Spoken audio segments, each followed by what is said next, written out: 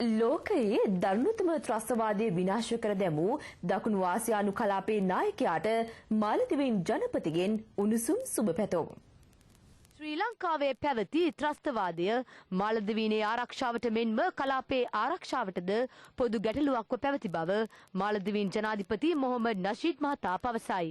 ඊයේ දිවයිනට පැමිණි මාලදිවයින් ජනාධිපතිතුමා අද පෙරවරුවේ අනුරාධපුර ජනාධිපති මන්දිරයේදී ජනාධිපති මහින්ද රාජපක්ෂ මැතිතුමා මුණ ගැසෙමින් මේ බව කියා සිටියේය.